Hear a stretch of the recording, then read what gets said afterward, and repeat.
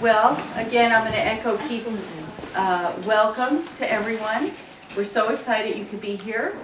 It's the first day of spring, and it's snowing, which of course is not atypical for Chicago, but when I woke up this morning, I thought, nature is setting me up to tell you a joke. And I usually don't tell jokes, so we'll see how it goes. But this is perfect Russian weather. And when I had the good fortune to be in St. Petersburg about 12 years ago, the tour guide said, this is a joke we tell all the time in St. Petersburg. So picture yourself on a day like this in St. Petersburg, but it's not March, it's May, okay, and it's snowing. And there's two old friends meet each other on the streets, Ivan and Dmitri. Good names, right?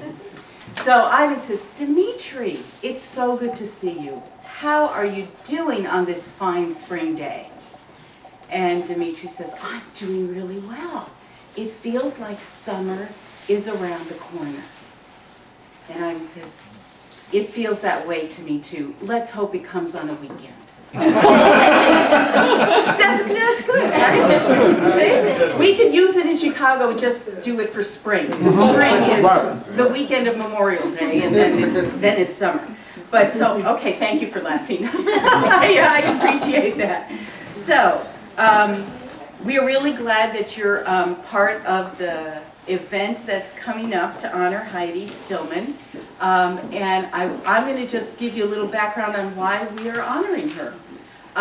Since the Reagan Foundation was a twinkle in our eyes over 3 to 4 years ago, we had been toying with the idea of giving an award for excellence in arts and entertainment, but you can't just give an award. You have to wait for the right honoree. And we found her. Heidi Stillman adapted the great, grand Russian novel, The Brothers Karamazov, for the stage, and depending on the translation you've got, it's 700, 800 pages long. So long most people don't read it anymore. But Heidi tackled it and put it in a form for people to rediscover it. And so we were thrilled. Now, why would we be thrilled about that? We're an educational foundation. Our mission is to make religion reasonable, violence unthinkable, and peace a possibility. Okay, what does that have to do with the theater and with the Brothers Karamazov? I'm glad you asked. Now, if you hang around Raven long enough, you know that what we deal with is a thing called mimetic theory, right? You've heard us talk on about it, right? And soon enough you realize that mimetic just means imitation, so we use a fancy word just to act smart. But mimetic theory is a theory of imitation, and what it is basically is a theory about the self with a capital S, okay?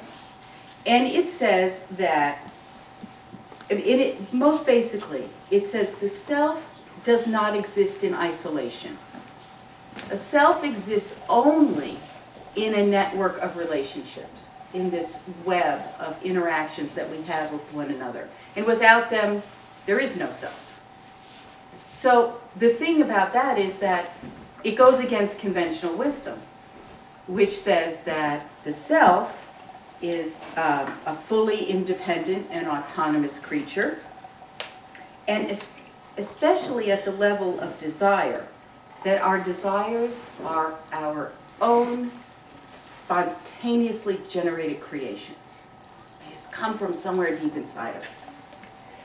But a more realistic picture of desire is that we desire according to the desire of others. Meaning we are dependent on that network, that web, that inner relationships with others, to know what is desirable, to know what our desires are. And when we deny that reality, that dependence, that's when we get into trouble. That's when envy, rivalry, conflict erupts. Okay, so that's the connection between desire and conflict. Now, Okay, now we're going to get to the brothers, okay? At the Raven Foundation, we learned about mimetic theory from the author, the developer of mimetic theory, René Girard. Now, René Girard learned about mimetic theory, guess where? From Fyodor Dostoevsky. Interesting. Fyodor Dostoevsky was actually in a very interesting conversation with Enlightenment ideas about the self, and he came down on the side of the self as an interdependent creature, and Father Zosima gives wonderful expression to that. And the end of the play, how many got to see the play when it was here? Yeah.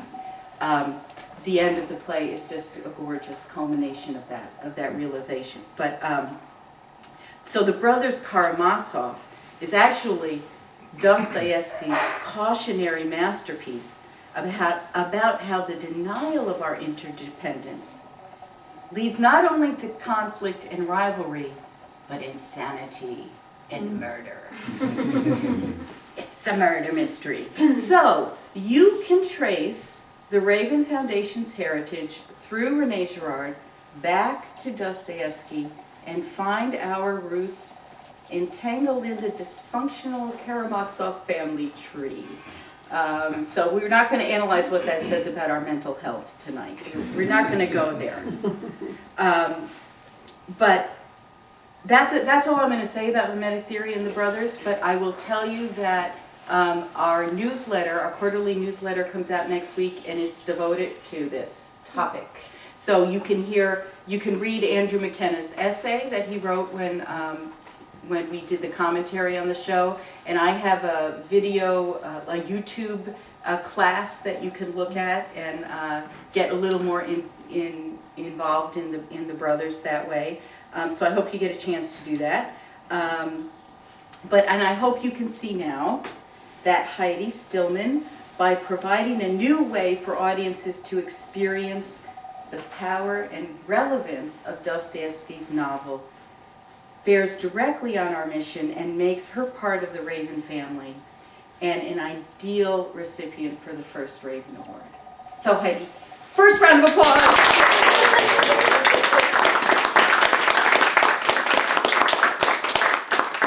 So now I thought it would be fun for you all to get a chance to know Heidi a little better and to chat with her tonight about her career and about her monumental achievement with the brothers. So by way of introducing Heidi, if you don't know, this is a woman of broad and many talents. She's a gifted actress. We've seen her most recently on the stage in Arabian Nights and in Our Town. And as Keith mentioned earlier, her adaptation, she's co-directing and Hephaestus again at the Goodman Theater. And the current, which that opens on April 7th. Do I have that right? Yeah, I think it's something like that. It's something. It's April 15th, I think, is when it actually opens. Okay. Yeah. Okay. But yeah, we can sneak in on April 7th. Totally. And yes, and the current production on the Lookingglass Stage Trust you've co-directed as well. So, and Heidi also serves as artistic director of new work. Lookingglass is rarely turns to just a play that someone else wrote. They develop their own material. So Heidi is the director of that development project. So, okay, we're exhausted just thinking about it, and it's obvious that you're very passionate about the theater, and so I thought we'd kind of start at the beginning. Sure. And ask you if we could peek back in time and see Heidi at age 5 or 8 or 15, would we see any signs of what's to come? I think so, because I think it had, I was a bookworm, you know, just loved to read. And I think that is probably the thread that has carried through to the theater. I just loved being in the, you know, those other worlds that books create. Like I remember our family went on like this week-long vacation. we were in England, and my dad like rented this boat, and we were going along the Thames, right? Oh.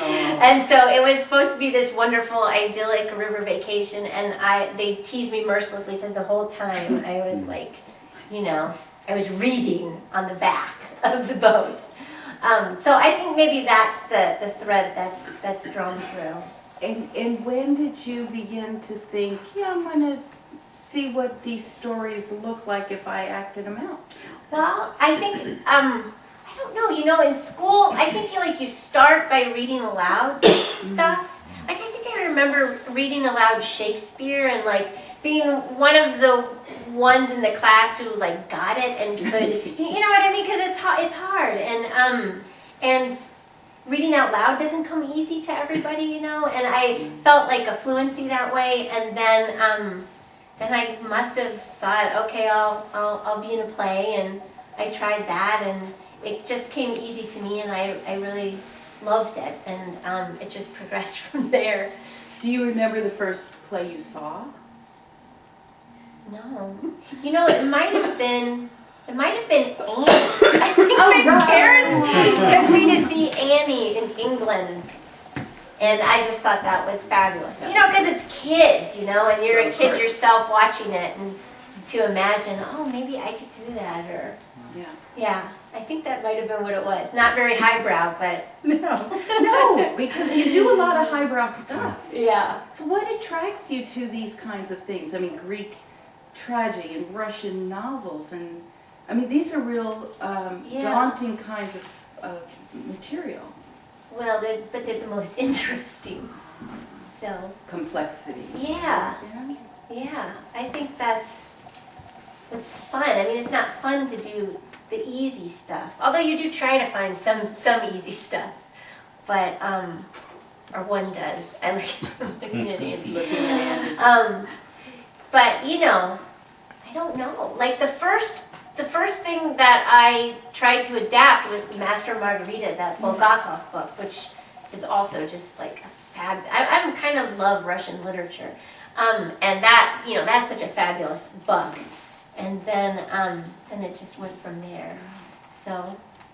Well, what do you hope do you think about the audience, or what kind of experience you're hoping the audience is going to have? Yes. What are you hoping for? Yes, but almost first, I think,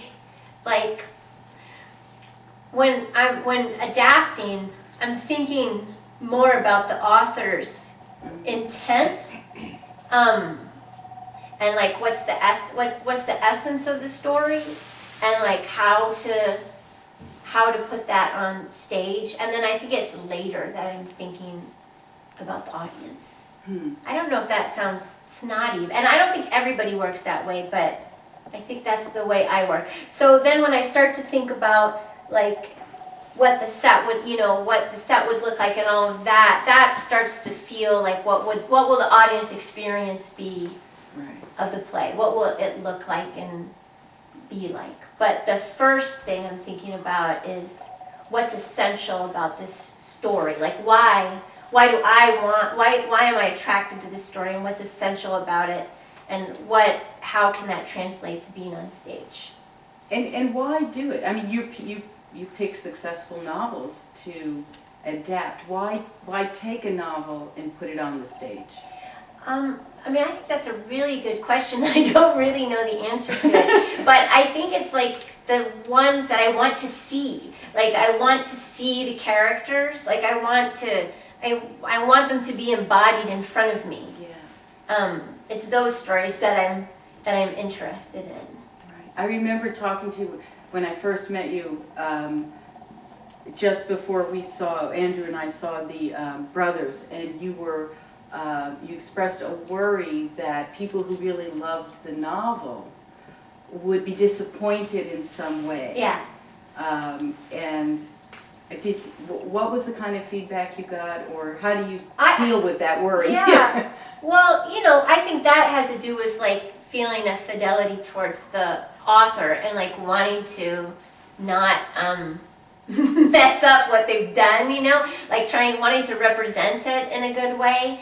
But I do feel like the people who loved the Brothers K novel were very supportive of the adaptation, which to me felt good. Like I felt like then I succeeded because I had to leave so much out of it for it to be in one night. That I had to kill off like one of my favorite characters, in the book, which was hard, And like who I was is that? struggling. Oh, I don't even know how to say her name, Lisa, the Koplakov's daughter. Like, Yeah. I love that character. Like, when I was in acting class in college, like, we had to pick some character in literature to, like, embody on stage, and that's who I picked. Why? Because I like her. I know, she's crazy, and I loved that. I loved that whole thing where she was like, she would imagine the demons in the corner, and she would like let them get really close to her, and then she would, pray to God, and they would disperse. And there was something about the perversity of that for some reason I could relate to, like that. I don't know, I just really liked that, like that kind of teetering on the edge of, God and the devil, that whole idea. And there was just something so delightfully perverse about that character. And how she slammed her hand in the door, because she was kind of mad at herself. I mean, she's just so complex, and Right. I don't know, I just loved her. But I had to kill her off for the play, and that was painful. And, there was a number of things like that just like killed me to get rid of. But, even for the longest time, like, I had that whole scene, too, with Dmitri, like, trying to race off to when he goes off to the tavern, Yes. and then that whole beautiful dream that Alyosha has, the Cane of Galilee, which I love, and I had costumes built for it. We tried to stage it, and I just couldn't make it work, and I just had to leave it behind. But there were things like that's what made me nervous about the lovers of the book coming to see it. What I had to kill off and leave behind, and just hoping that like the essence was still there. Right. I loved that you let us see the Ivan's devil. Uh-huh. It Yeah. wasn't just him in a feverish imagination, but that there she was. Yeah. It was. With her horns it and her was- fabulous tail. Yes, it was absolutely Yeah. delightful. Yeah. I loved it. Yeah. So let's do a little more of the brothers. When did you first read the novel? I read it in high school, and I had a fabulous teacher, Rex Martin, who had us. It was like a humanities class, and we just read the most excellent books. And he was really a provocative teacher, and I can't believe he had us read that in high school. And I did read it, and I fell in love with it. And then in college, I read it again. I had a wonderful professor, Erwin Weil at Northwestern, who's just a fabulous Russian literature professor. I don't know if you had him, but just an inspiring guy. And I read it a number of times after I read it in high school too, because I fell in love with it and was just kind of obsessed with it. Yeah. So why does that happen? It's like you either Yeah. love that Russian literature or you don't get Yeah. it. It's like, what are these people doing? Yeah. It's bizarre. Although Yeah. Andrew made a good comment that Dostoevsky is so rooted in this idea of dialogue, of interdivisuality. Even the monologues that these characters have, they're hashing out conversations like they're talking in their own heads to other people. I mean, it's and so in a sense, there's a way in which, because there's so much of that kind of conversation going on, it sort of lends itself to a play. Yeah. Well, I mean, that's one of the things that I'm looking for when I'm choosing something to adapt to, is like, if a lot of the drama is living in the dialogue, that helps a lot. I mean, you can see, you can see how it's going to live in people's bodies. Yeah. So, yeah. So when you first proposed this idea to Lookingglass, well, how does, let's step back and just say, how does a new work get proposed and developed at Lookingglass? Well, usually people will have an idea and they'll come up to me or the other artistic directors and say, you know, I have this crazy idea and what do you think? And sometimes we'll present it at a retreat and I'll kind of try to get the temperature of the groups, you know, see if enough people are interested in it, and then we start putting time and some money into it, and you know, try to give them enough money to get some time off from work to write it, and then we'll do readings and workshops, and it just progresses from there. And it usually takes a couple years for something to, and it depends on how much time the person has to put into it, but it usually takes 2 years. I'd say probably at the least to kind of get it going from the beginning idea to being able to be voted on.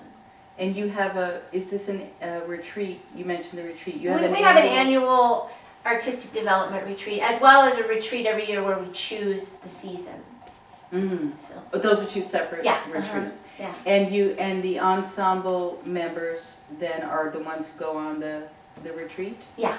So, okay. And how many ensemble members are there? I think there's 22. There's 22. Is that like the right number? Is that a good number? I think it's a good number. Yeah. Yeah. Yeah. So the suggestions come from within the ensemble usually. Yeah. So this is what amazes me about Lookingglass, is that they're not just an ensemble of actors, they're writers and directors and adapters and musicians and all kinds of talents. Yeah. So the ideas come from within the ensemble. Yeah, most of the time, yeah. So when you say you give them time off from acting in a show or something so that they can go off and write. Or time off from like whatever other job they're doing. Yeah.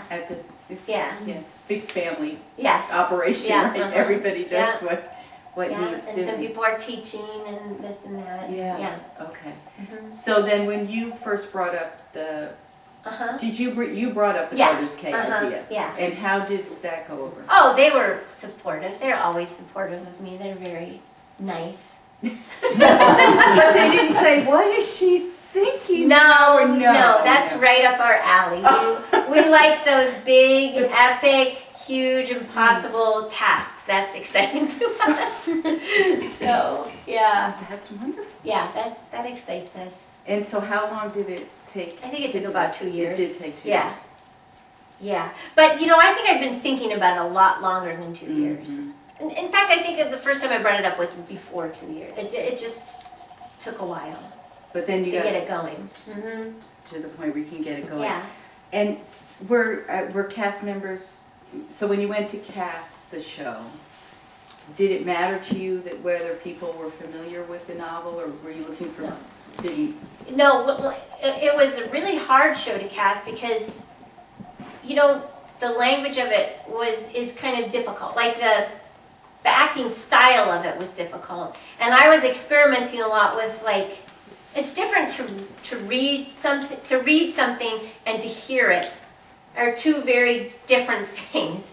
And I was trying to figure out, I was trying to push how long can I have somebody talk, and how complex can the idea be for it to be able to be understood orally, not just sitting and reading it and figuring it out. And so there was only like a certain style of acting that worked, you know, that made the language work and made the ideas come clear. So it was really a matter of, like, in some of the roles, it was like literally just finding the only person I could find who could say the lines correctly, you know, who understood the character and who could do it. Like the Theodore character was really hard. There was literally I auditioned like every older man in Chicago, I feel like, and when Craig came in, it was like, oh, thank goodness, yeah. And I had trouble finding Grushenka too. Oh. So, yeah. But then I think she was the last person I cast. Was she? Yeah, Sean was just great, but it was hard. And some I had ideas of in the ensemble, and they'd been reading it from the beginning, you know, all the different versions, like Phil and Louise. Yeah. So, yeah. Ivan and Katerina. Yes. And then I'd always imagined Joe as Dimitri. Although Dave Catlin could have been a good older Dimitri as well, our friend Dave. But, Yes. yeah. So during rehearsals, I'm not clear about what you mean by the style of acting or how you deliver the lines. Can you explain that to someone who's like me? Probably doesn't not. know? Probably No. not. I was Well, afraid. you know, they're all okay. Like in that book, they're all like they're often in a really heightened state when they're speaking. Like everything is it's all at a really high pitch. Yeah. And like he's set it up at this time where everything is vibrating in their lives. So they're in that state. And so that was part of the challenge, is finding an actor who understood that. Right. And not being melodramatic about it, but having it be like really real and true. So that was kind of the challenge. And then some of the vastness and length of the ideas. That takes a certain chops and certain skill to be able to do that. To do it. Oh, you Yeah. did a very good job All right. explaining it. So that brings us to sort of the key, a very long philosophical piece, which is the Grand Inquisitor, Yeah. which is often, excerpted out of the novel into Yeah. anthologies. It's just such a standalone thing, but it is just, it goes on much longer than you Oh yeah, I managed cut it down so much. But Yeah. you caught the I hope so. essence of it. Oh, beautifully. Thank you.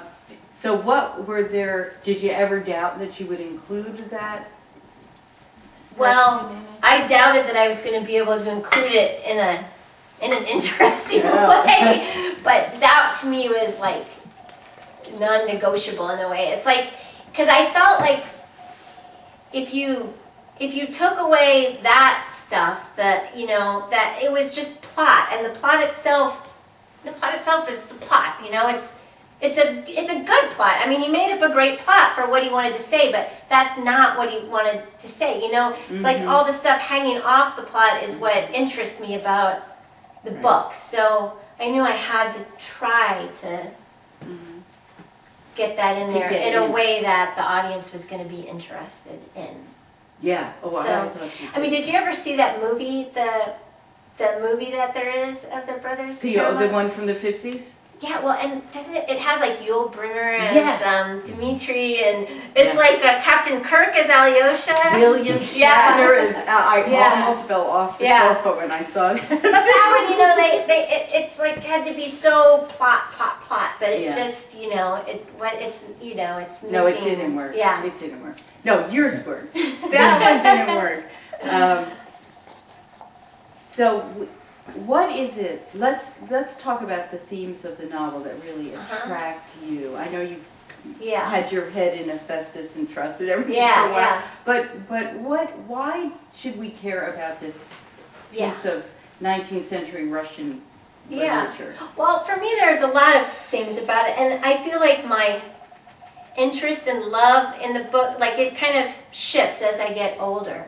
And like when I first read it, I thought, Dimitri was like the character, like that's the one that I loved and I felt like was speaking to me. And then as I've gotten older, like Alyosha really started to come to the forefront. And not to be political, but like I remember when Obama gave that speech, his one for that was before he ran for president, the Democrat, yeah. And, he had that whole speech, and I'll butcher it, but, he was saying if there's a child on the South Side who can't read, that makes my life poorer. That kind of idea that, I was like to my husband, Ray, it's the brothers Karamazov. Like, listen to what this guy is saying. It's like the nugget for me of that book. And I also realized in doing the adaptation, and so everything I disparaged about the plot, because the plot's beautiful, I wasn't trying to disparage it, but what I realized when I was doing it was that the plot is like a perfect expression of that too. It's like this web, like every event like tips off something else that tips off something else. It's like it's like this huge.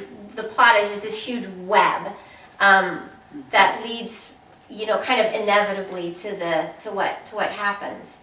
So that was really interesting to realize about the book in a way I didn't quite realize just as a lover of it. I didn't realize like how direct a reflection the plot was of the theme. Right. That the two things were so. Well, that's interesting because actually seeing it on the stage, that does bring that into high relief. So you do see the movement of the plot and the movement of the characters. You know what's going on in their psyches are moving all in sync. Yeah. And so, yeah. That's a good reason why you put a novel on the stage. Yeah. Then. There you go. Yeah, I mean, I don't really know why we do that. I think it's just because that's what's interesting to us. Yeah. You know, our company. I don't know. Well, there's something interesting about it because a lot of times when I read a novel that I really love and then I see the movie that they make out of it, you're like, oh gosh, they ruined it. Because that's not how I imagined what so-and-so looked like, or even their, you know, whether they were that excited about something or that upset about something. But somehow, I don't know how you did, you certainly captured everything that I thought about the novel. It was so pitch perfect, you know, for how you portrayed those characters that it was sort of a marvel. It was a marvel. Thank you. And I know Andrew enjoyed it. I kept looking over at Andrew. He says, I know if this is good, I'm going to cry at certain points. And there he was. He was crying. She gets this. But both times. Yeah, both times I saw him Good. cry. Yeah. Good. No, it was very good. But what's interesting to me too is, you know, what I had said about what Renee Girard saw in the novel is what you saw in the novel, because that's what Dostoevsky was writing about. He was writing about that way that we are so interdependent, and that one little move here affects someone there, and especially the plot line between Ivan and Smerdyakov. Yeah. Oh, it's chilling. And Phil Smith, who did Ivan, just did this. You know, if you haven't seen the play, Ivan slowly goes insane when he realizes his complicity in the murder of his father. And it just, the way you staged it so we could see those conversations ahead of time and watch that plot unfold, it was really quite. When are you restaging The Brothers? That's what we want to know next. I would love to at some point, so I don't know. It's a hard sell right now, you know? Well, just, you know, in the economy, it's like so massive. And it is massive. 15 cast members, 5 of them are children. Right, and you kept the children. Well, to me, that felt like key. Like, it felt like, because I felt like that was so much, a part of it was like, that they were 3 brothers, you know, that they were like children with that father, and like, that just felt so key, and that it ends with Alyosha talking to the boys, like, that just seemed key, that seemed like the answer, you know, that's like the hope, or that's the answer. Right. At the end is the children. Yeah, so what he says to the children. Yeah. It's so beautiful. Well, we are going to do a readers theater at the awards banquet in an attempt to give a flavor of the show. So we'll see how that turns out. But let me just open it up and see if anyone has a question from the group that they would like to ask before I thank Heidi for all her hard work. Questions, comments? Well, we get to see Heidi again before the banquet because Raven is going to see Trust. Yes, that's right. On April 17th, and Heidi's going to do the post-show discussion with us. That'll be fun. Which will be lovely. Fun might not be the right word, but no, it will be interesting. It will be powerful. Yes. Yeah. It will be powerful. So, thank you very much. This interview will be posted on the event page on our website, so when you're inviting your friends to come, you could say, go meet Heidi. You'll see how cool she is and how wonderful the show was. And so we look forward to the big night. Thank you. Thank you for being here, Heidi.